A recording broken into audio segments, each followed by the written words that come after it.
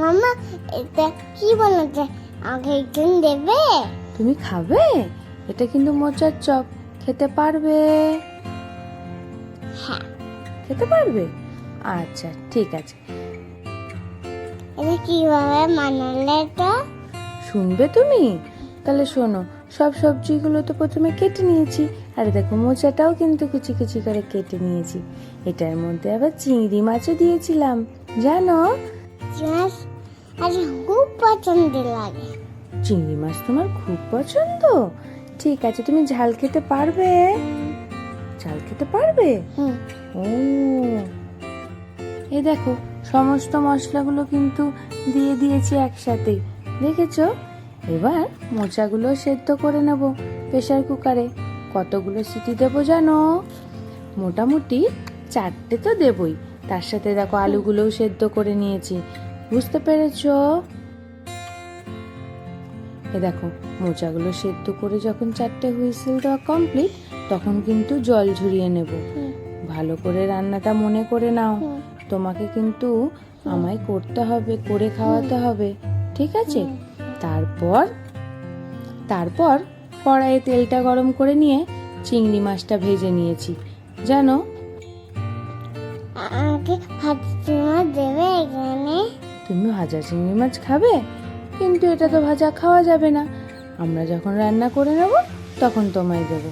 দেখো চিংড়ি মাছগুলো কি সুন্দর বেশি করে হিট দিয়ে লাল লাল করে ভেজে তুলে নেব, বুঝেছো?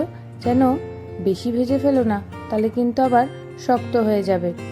তারপর ভাজা হয়ে গেলে এই তেলের মধ্যেই দিয়ে দেব ওই যে আগে থেকে যে সেদ্ধ করে রেখেছিলাম ওই সেদ্ধ করা আলুগুলো।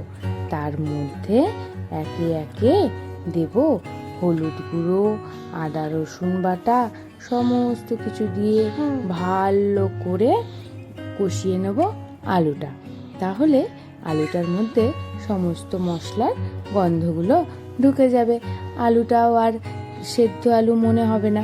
সমস্ত মশলার গন্ধ আলুটার মধ্যে যখন ঢুকে যাবে আর মশলা যখন কষা হয়ে যাবে, তখন আলুটা তুলে নেব সুন্দর করে।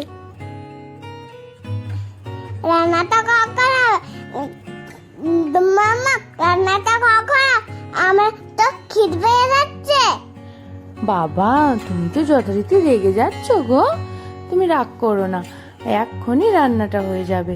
এই তো দেখো চটপট কড়াইয়ে তেল দিয়ে জিরে ফোড়ন দিয়েছি, তারপরে যে পেঁয়াজটা ভেজে রেখেছি, কুচিয়ে রেখেছিলাম সেটাও ভেজে নিয়েছি, তার মধ্যে টমেটোটা দিয়ে দিয়েছি, আর একে একে দিয়ে দেবো সমস্ত যে গুঁড়ো মশলাগুলো সেগুলো।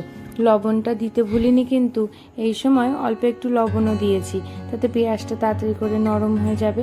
তোমার জন্য তাড়াতাড়ি করে রান্নাটা করতে হবে তো, বলো? দিদি করেছ? দিদি আমি দুধের মেলা খাবো কিন্তু। তুমি আর দিদি দুজনে মিলে খাবে? আচ্ছা ঠিক আছে, তাহলে আমি চটপট রান্নাটা করে নিই। এ দেখো আমার মশলাটা প্রায় কষা হয়ে এসছে, জল দিয়ে দিয়েছি। এরপর ভালো করে কষিয়ে যখন তেল ছেড়ে দেবে তখন চিংড়ি মাছগুলো দিয়ে দেবো, তোমার ফেভারিট চিংড়ি মাছ। আর ওই যে মশলাটা আগে কষিয়ে রেখেছিলাম আলুর সাথে, ওটাও দিয়ে দেবো। ভালো করে কষিয়ে নেড়ে চেড়ে ওই যে মোচাটা যেটা সেদ্ধ করে রাখলাম না তখন, যেটা তোমরা একটুও খেতে চাও না, আজকে দেখবে তোমার দিদি আর তুমি কি সুন্দর চেটে পুটে খাবে। মোচার নাম শুনলেই তোমাদের যত জ্বর না গায়ে, আজ দেখবে মোচাটা কিরকম খাবে। দেখেছো আলুগুলো সব সুন্দর করে মশলার সাথে মিশিয়ে নিয়ে তারপর ঠান্ডা করব, নামিয়ে নেব কড়াই থেকে। হয়েই এসছে, একটুখানি টেস্ট করবে নাকি মশলাটা কেমন হয়েছে? এখন কোনো পরে খাবো।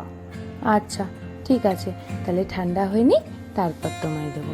এ দেখো এবার একটা থালায় ছড়িয়ে ঠান্ডা করে নিয়েছি, তারপর ছোট ছোট বলের মতো করে সেগুলোকে একটা আকার দিয়েছি।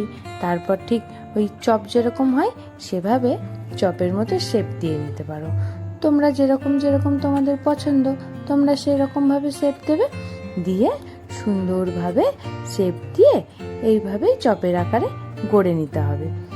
তারপর একটা বাটির মধ্যে বেসন নেবে, তার মধ্যে সমস্ত মশলাগুলো একে একে দেবে। আমি কি কি দিয়েছি তোমাদের একবার বলে দিই।